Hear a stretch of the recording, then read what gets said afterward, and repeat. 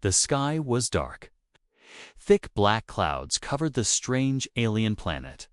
The wind howled like a wild animal. Rain started falling heavy, cold, and glowing faintly blue. It wasn't just water. It hissed when it touched metal and left smoke trails. On rocks, the rain here was dangerous. Jacob, a human explorer, ran through the muddy jungle. His boots slipped, his clothes soaked. He had never seen rain like this before. He needed shelter and fast. His scanner showed an old alien structure nearby, half buried in vines and rust. He ran inside just in time. The acidic rain hit the metal roof with a sizzling sound. He took deep breaths and leaned against the wall, shivering. The jungle outside roared with thunder. Lightning flashed, showing twisted trees and shadows. He was alone. Or so he thought. A soft voice came from the corner of the dark shelter, double quotes, "Peoples. Don't leave." Jacob turned quickly. His hand went to his sidearm. "Who's there?" A figure moved slowly into the light. It was a girl, no, not human. Her skin was a pale violet, her eyes glowing softly in the dim light. She looked young, maybe in her late teens by human standards. She was soaked, trembling, and wearing torn cloth barely covering her small frame. "Don't leave me alone," she whispered again. "Please." Jacob lowered his weapon. "I'm not going anywhere." "Who are you?" "I'm Saya," she said, her voice weak and scared. She looked down at the floor and then slowly lifted her head. Her eyes locked on his. If you stay with me, I'll offer myself to you." Jacob blinked. "What?" "You can have me. I won't fight. Just don't leave." His face hardened. "I'm not that kind of man." Saya looked surprised. She slowly backed away, as if expecting punishment. She wrapped her arms around herself and sat on the ground, shivering. Jacob sighed, took off his jacket, and gently placed it on her shoulders. She flinched at first, then slowly pulled it tighter around her. "You're freezing," he said. "This rain, how long does it last?" "Hours sometimes," she whispered. "Maybe all night." Jacob sat down across from her. He pulled out a heat patch from his pack and tossed it over. She looked at it like it was a miracle. "Put it under your clothes," he said. "'Twill help." She obeyed quietly. For a while, they just sat there in silence. The only sounds were the rain, the wind, and distant thunder. Saya's breathing slowed. She was calming down. Then Jacob asked, "Why were you out there alone?" Her eyes lowered. "I ran away." "From who?" "From the ones who owned me." Jacob's eyebrows rose. "Owned you." She nodded slowly. "They bought me when I was small. I don't remember my parents. I was raised to be a gift, a thing to look pretty, to serve guests, to sit and be silent." Jacob clenched his fists. "When I got older," she continued, "they wanted more from me. I ran away when they tried to sell me again, but they're looking for me. The rain helps them." He looked confused. "How?" "There's a tracker inside me, under the skin. When the rain falls, it activates the signal." Jacob stood up. "You're saying someone could find you tonight?" She nodded, eyes wide with fear. Jacob cursed under his breath. He looked around the small shelter. There were only 2 exits, one blocked by rocks, the other facing the jungle. He stepped toward the entrance and pulled down a loose metal plate to cover it better. "Why did you offer yourself?" he asked, without looking at her. She didn't answer at first. Then she whispered, "Because that's what men want. That's what they always want." Jacob turned slowly. "Not all men, and not this one." She looked up, eyes shimmering with something close to confusion or hope. "I'm not here to use you," Jacob said firmly. "I just wanted shelter from the rain." She pulled the jacket tighter and nodded. Her body still shook, but her breathing grew calmer. Jacob sat beside the wall again. He tossed her a protein bar. She took it slowly, like she wasn't sure if it was real. She nibbled at it like a starving animal. "Thank you," she said softly. "Don't thank me yet," Jacob replied. "We might have company soon." As the storm raged outside and the strange blue rain burned through leaves and stone, two lost souls, one human, one alien, sat together in silence. Neither knew what the night would bring.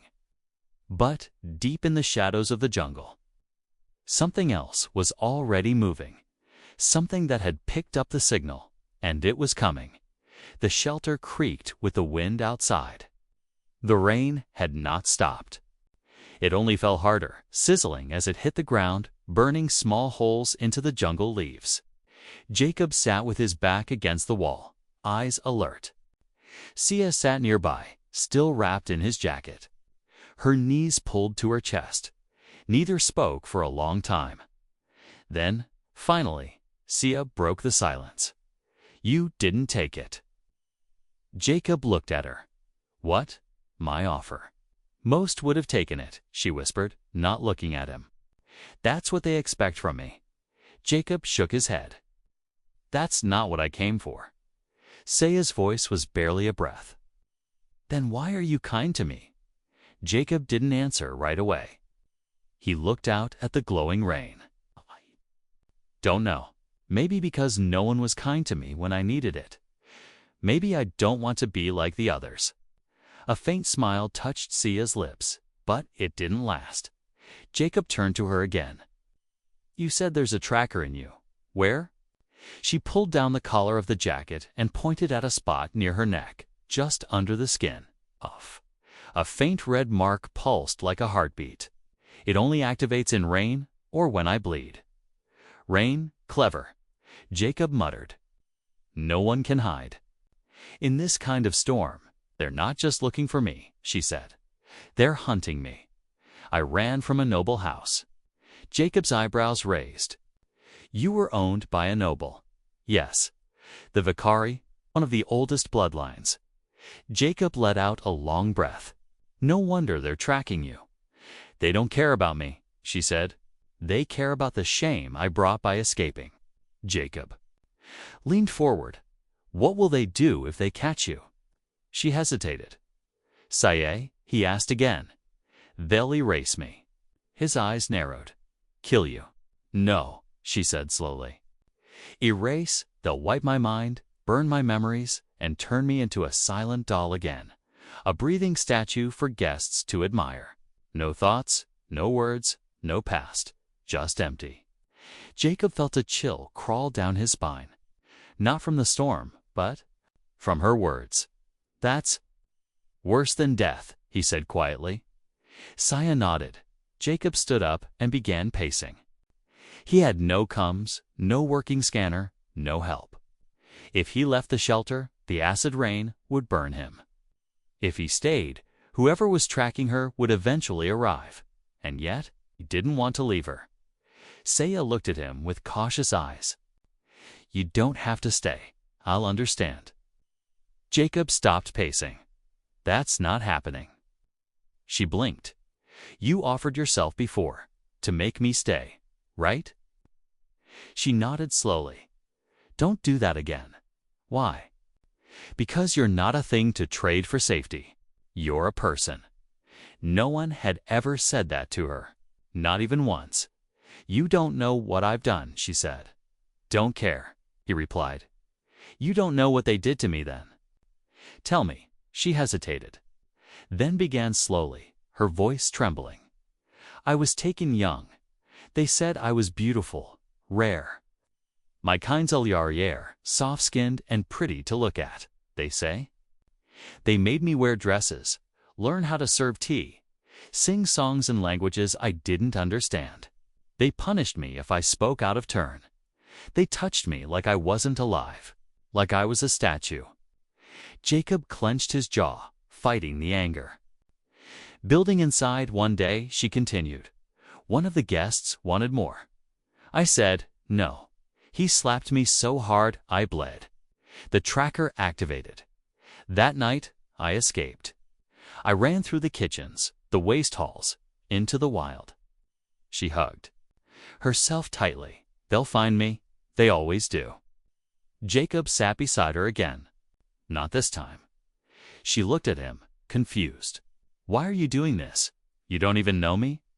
Jacob looked at her with steady eyes. Because I know what it feels like to be hunted. To feel small? Alone. I won't let them break you. Again, her throat tightened. She didn't speak. She just looked at him like he was a dream she was afraid to wake from. Then a sound broke the moment. Beep, soft.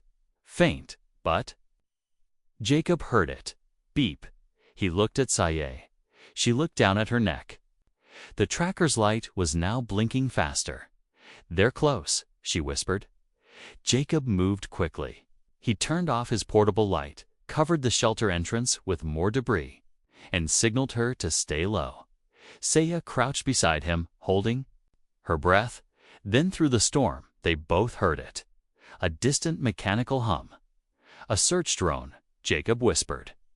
They're scanning the jungle. If they find me, they won't, he said. Not while I'm here. But he wasn't sure if he could keep that promise. The storm raged on, and the hunters were near. The shelter was dark. Only the pale blue glow of the rain outside lit their faces. Jacob sat still, his hand resting on his blaster. Saya sat beside him, breathing quietly, her eyes wide with fear. The blinking tracker under her skin pulsed faster now. Danger was close. The soft mechanical hum in the jungle had grown louder. It's one of their search drones. Saya whispered. Jacob nodded. How far can it scan? Through trees, through walls, she said. It can smell heat. It knows my signal. Jacob looked at her. Can it smell mine? She shook her head. It's only looking for Zelyar. For me? Jacob stood slowly and peeked through a crack in the metal wall. A dull red light floated in the distance, moving between trees, like a floating eye, scanning. Searching, he turned back and looked at Saya. Can I remove the tracker? Her eyes filled with worry. It's deep, close to my spine. If you cut wrong, I won't, he said. She hesitated, then nodded. Do it. Jacob pulled out a small field knife and heated it with a thermal patch. He moved behind her and gently brushed her hair aside. Tell me if it hurts too much. It already hurts, she whispered. With steady hands, Jacob made a small cut below her neck. Saya bit her lip, holding in a cry. The metal was close to the surface, just under her skin. A blinking chip, no larger than a coin. Jacob slid it. Out. The chip blinked faster, then stopped. Got it, he said, wrapping the wound. How do I destroy this? She pointed to the firebox in the corner. Melt it. They won't track it once it's gone. Jacob tossed the chip into the flame. It sparked, hissed, and then crumbled. Saya watched, silent. Then she said, That's the first time I've been free in 12 years. Jacob looked at her. She wasn't smiling. She looked empty, like she didn't know what to do with freedom. He sat down beside her. Tell me more. About your life. About them. Saya took a shaky breath. My earliest memory is of chains. They weren't painful, just always there. Around my ankles, around my wrists, and always around my thoughts. I was told when to eat, when to sleep, when to smile. I never asked questions. If I did, I got punished. Jacob listened, his jaw tight. I was one of 5 girls in the noble Vicari house, she said. We weren't family. We were decorations. When guests visited, we had to line up and bow. When the nobles got drunk, we had to dance for them. She looked down at her hands. One night, a visiting warlord wanted a gift. A living one. They chose me. The lady of the house said I was the quietest and most obedient. But when he tried to touch me, she paused. Her voice broke. I bit him. I bit his hand. Jacob's eyes widened. Good. Saya gave a tiny smile. He screamed, and they beat me. But that same night, I ran. Through the sewage tunnels, through rain like this. I don't know how I survived. Jacob placed a gentle hand on her shoulder. You didn't just survive, you escaped. That takes strength. I didn't feel strong, she said. I felt like I had no other choice. Sometimes, that's when you find your strength. A sudden flash of red light filled the shelter. They turned. Outside, the wall a red beam passed through the trees. The drone was scanning again. Closer now. Jacob grabbed his blaster. We need to move. Saya stood up, shaky but ready. There's a path through the roots. I saw it earlier. It leads to a dry cave. Can you run? I can try. They pushed the broken metal door open and slipped into the rain. The drops burned against their skin like tiny stings. Jacob threw his arm over Saya, shielding her. Behind them, the drone whirred louder. They ran. Mud splashed. Branches whipped at their faces. Saya guided them, dodging rocks and roots. The jungle screamed with the sound of the storm, but somewhere in it, the drone's roar grew louder. Then a flash. The red beam scanned again. It passed right over them. S-A-E-Ya. Tripped. Jacob caught her, pulled her to her feet. Come on. They reached a split tree trunk, hollow and wide. Saya pointed. Inside. They crawled in just as the drone hovered overhead. Jacob covered her mouth gently. Don't move. The drone stopped. Its red eye flickered, then moved on. They didn't breathe for several seconds. Finally, when it was gone, Saya exhaled. Her heart was racing. Jacob placed a hand on her back. We're okay, for now. She looked up at him, her eyes wide with something he hadn't seen before. Trust, real trust. Why are you risking your life for me? She asked.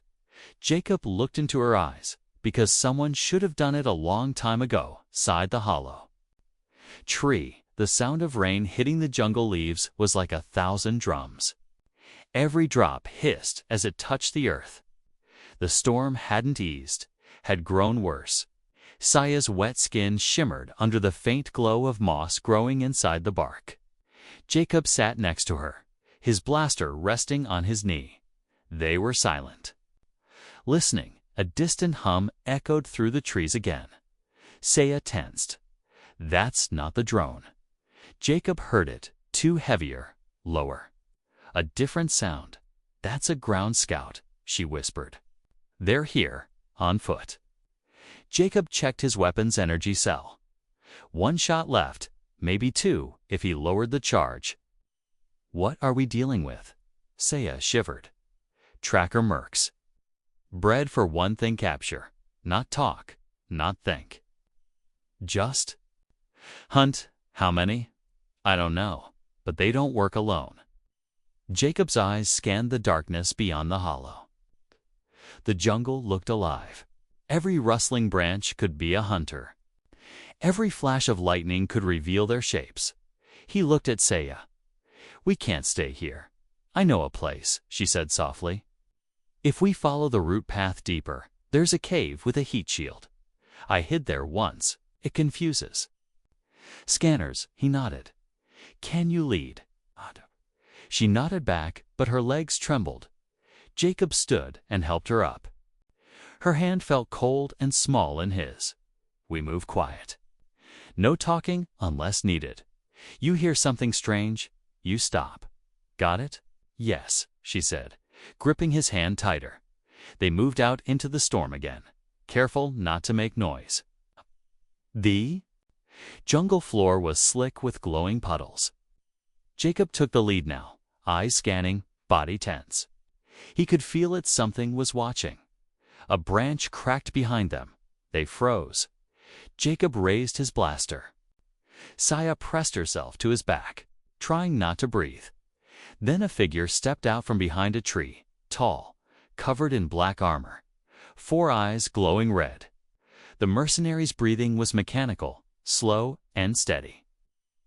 In one hand, it held a net. Gun, in the other, a glowing shock rod. Jacob aimed. But before he could fire, another sound came behind them. Another one. They were surrounded. Saya's heart beat fast. She whispered, "There's always two, a hunter and a catcher." The first one raised its weapon. "Zelyari, return now. You are claimed." Jacob shouted, "She's with me." The creature turned its head slowly. Human interference will be punished. "Try it," Jacob said, and fired. The blast hit the first merc square in the chest. Sparks flew, but it didn't fall. It growled. And charged. Jacob pushed Saya behind a tree and pulled out his knife. The blaster was dead now. The merc swung its rod. Jacob ducked and stabbed deep under its arm. Blue blood sprayed as the creature screamed. But it didn't stop. It hit Jacob hard in the ribs and sent him flying back. Saya screamed. The second merc closed in on her with the net gun. "No," she cried, and grabbed a sharp rock.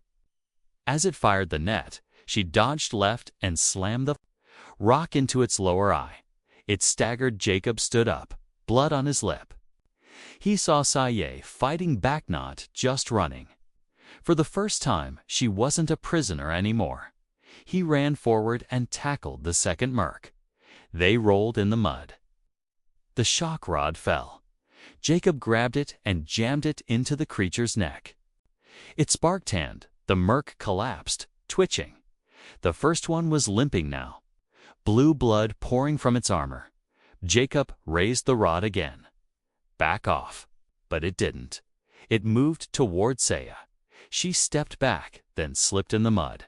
The merc reached out, and then lightning struck a tree nearby. The shock hit the metal in the merc's suit, and it froze. Paralyzed, Jacob ran over and grabbed Saya. "We go. Now." Together, they limped through the jungle, following the route path. The storm seemed to scream around them, angry and loud. After 10 minutes of running, they saw a dark opening in the side of a cliff. The cave. Jacob helped her inside. The air was warm. The heat shield pulsed faintly near the entrance. They collapsed just inside, both breathing hard. "You okay?" he asked. Saya nodded, even though her whole body shook. Jacob smiled weakly. "That was intense." "I never fought back before," she whispered. "You did good." She looked at him with tears in her eyes. "I was always told to hide, to stay silent. But when I saw them grab, we couldn't let it happen." Jacob touched her face gently. "You're not who they said you are. You're brave. You're more than what they tried to make you." She cried, then not from fear, but from relief. Outside, the rain finally began to slow. Inside the cave, 2 broken souls found something stronger than safety. They found each other. The storm had quieted to a soft drizzle. The glow in the rain was fading. The jungle hissed with steam rising from hot ground and cold droplets. Inside the cave, it was quiet, warm, and safe for now. Jacob sat near the entrance, his back to the stone wall, eyes fixed outside. The cave's heat shield was working. No signals could pass through. No trackers could trace them. It was the first time in hours they weren't running. Behind him, Saya was resting on a flat rock, covered with Jacob's jacket.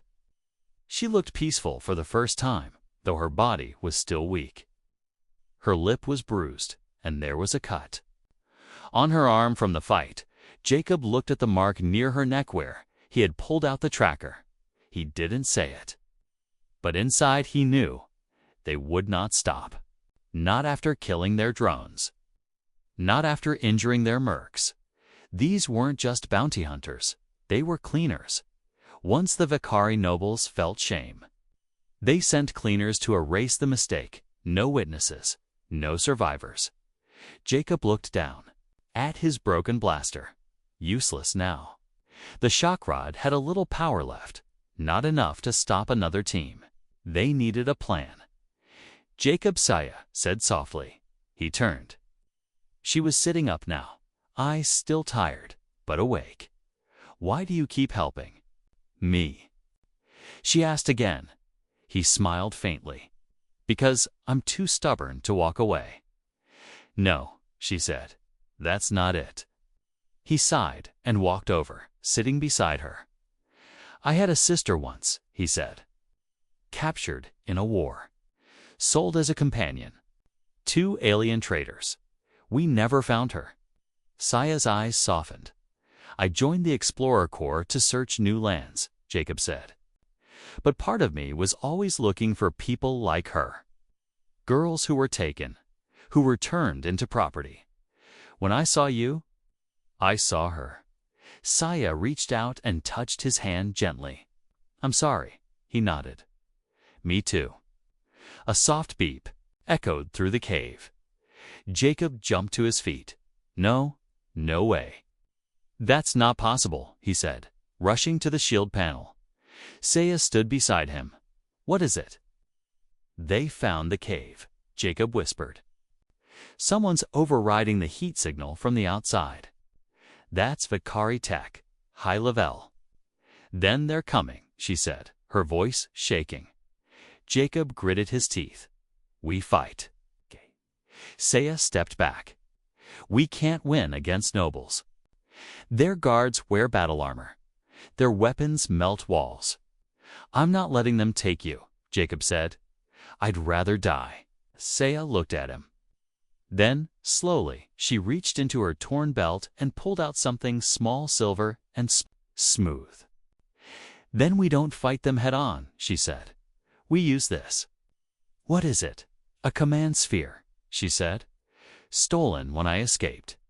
I thought it was just a token. But it's coded to the nobles' system. It can call in their ships. Jacob blinked. So we use their own beacon to bring them here. She nodded. And crash it.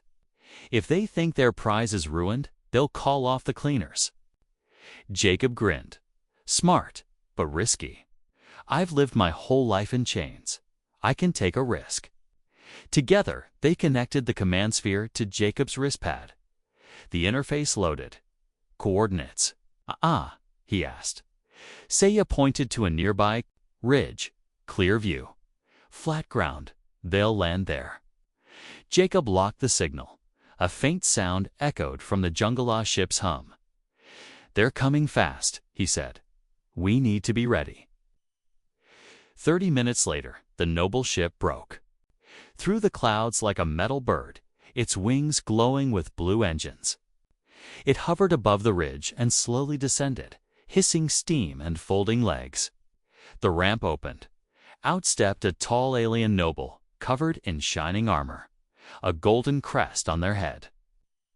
Behind them were 4 guards in black battlesuits.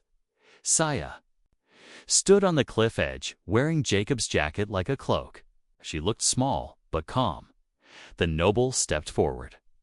Zeliari girl, you have been missed and stolen. You will now return. Jacob stepped beside her. She's not going anywhere. The guards raised their rifles. The noble hissed. Human, you are less than dirt. Step aside. Jacob smiled. You know, I've been called worse. He tapped his wrist pad. The ship's engines began to spin.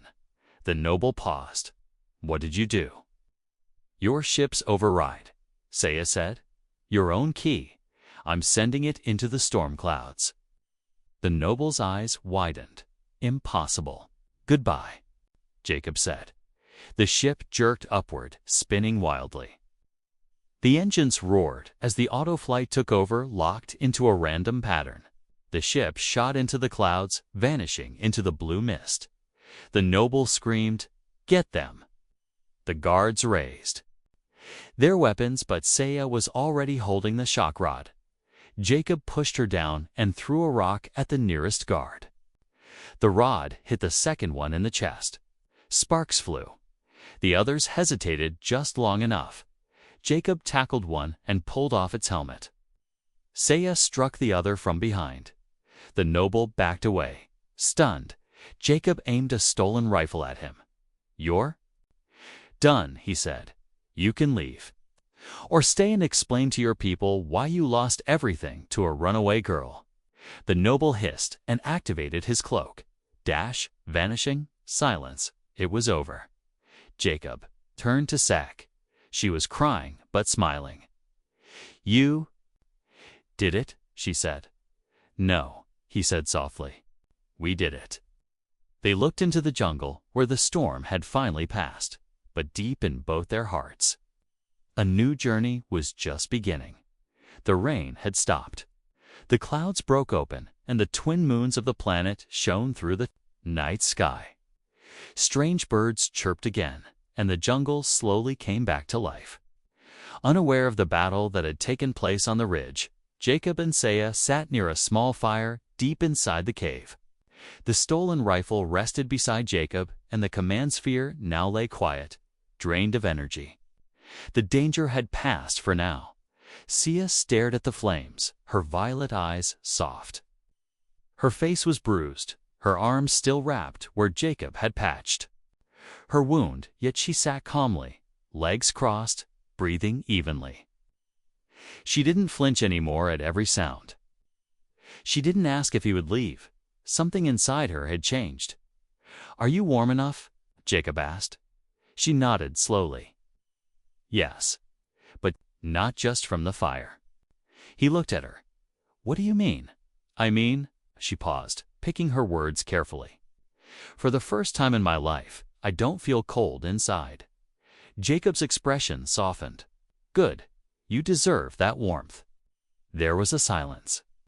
Between them, comfortable this time, not awkward, not tense, just quiet understanding. Then Saya leaned forward. "I want to tell you something." Jacob listened. She placed her hand over his. "When I first offered myself, it wasn't just to survive. I didn't understand what kindness was. I thought every kind gesture came with a price." Jacob didn't. "Pull his hand away." "But you didn't take anything from me," she said. "Instead, you gave." "I just did what any decent person would do," Jacob replied. "No," she said.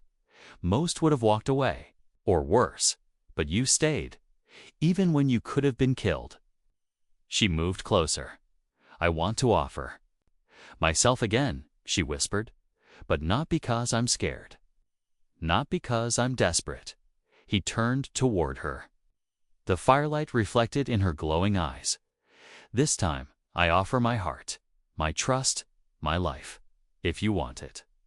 Jacob didn't speak for a few seconds. Then he reached up and gently touched her cheek. "You don't belong to anyone. Not me, not them. But if you choose to walk beside me, I won't stop you." Saya leaned her head on his shoulder, and they sat like that for a long time now. Fear, no chains. Just as survivors finding peace in a broken world. But peace never lasted long. Hours later, as dawn broke, Jacob checked his wrist pad. The signal was weak, but he could see that a human outpost was only a few kilometers away on the other side of the valley. "We can make it in a few hours," he said. "If we avoid patrol paths." Saya looked out toward the trees. "And after that, they'll ask questions," Jacob admitted. "Why I'm with you, what happened. But I'll protect you." She smiled. "Even from your own people, especially." From them? They packed what little they had, some dried food, a piece of cloth for shade, and the broken blaster, just in case. Saya held the shock rod. It was nearly empty, but it gave her comfort.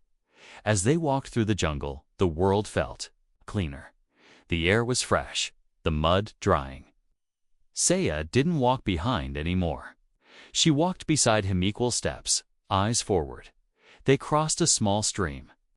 Saya dipped her fingers in it, laughing softly. I never thought I'd be free enough to stop and feel water. Jacob chuckled. It's the little things, huh? They climbed over rocks, moved through thick vines, and finally reached a ridge, where the outpost came into view. It was small metal walls, a tall Cums tower, and 2 sentry drones floating lazily overhead. Saye froze. They'll see me and think I'm a threat. Jacob turned to her. Then let them. She looked at him, confused. He took her hand. I'll tell them who you are. I'll tell them what you've been through. And if they still don't listen, he looked her in the eyes. Then I'll leave with you. She squeezed his hand. A moment later, the outpost alarms rang that drones had spotted them. Jacob raised both hands, showing he was armed but peaceful. A human soldier came out from behind the gate, rifle ready. Identify, Explorer Jacob. Thorn, ID code 7A Echo. I need medical and security clearance. The soldier frowned. Who's with you? Jacob stepped aside, pulling Saya gently forward. Her name is Saya.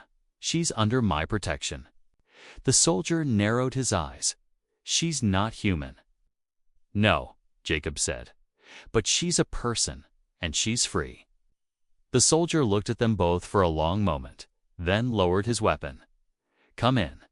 As they walked through the gate, together, Sija whispered, Is this really happening? Jacob smiled. Yeah, this is the start of your real life. And as the gate closed behind them, Saya realized this wasn't just a rescue. This was a beginning. Inside the human outpost, everything felt sharp and cold metal walls, buzzing lights and cameras following every move. Saya walked quietly beside Jacob, holding tightly to his hand. The warmth of the jungle was gone, replaced by white walls and strange stares. But Jacob didn't let go. Officers and soldiers turned to look as the two entered the medical bay. Some raised their eyebrows. Others whispered. Saya heard the words. Alien girl. Companion species. Why is she here with a human? She looks too calm for a prisoner. She lowered her eyes in shame. Jacob noticed. He squeezed her hand. Ignore them. A medic scanned Jacob's wounds and frowned. What happened? To you, mercenaries. Noble hired, Jacob said. We fought them off. They were hunting her. The medic looked at Sayu. She's Vicari-owned. Not anymore, Jacob said firmly. She's free now. That's not your call to make, a voice said behind them. They turned. A man in a black coat stood by the door. Commander Reese, leader of the outpost. His eyes were sharp, calculating. You brought her here, Jacob. That makes this official business now. She's a person, not a package, Jacob said. Reese stepped closer. And yet the Vicari nobles will send a claim. They'll want her returned. She was abused, tracked, hunted. We have proof, Jacob said, pulling out the command sphere. And placing it on the table, Reese picked it up. This could start an incident. Then let it, Jacob said, because I'm not handing her over. Saye looked between them, her heart racing.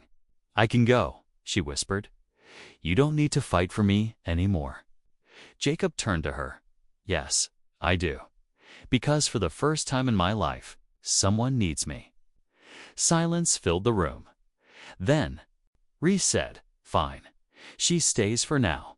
But don't think this is over. There will be questions. From Earth, from the Vicari.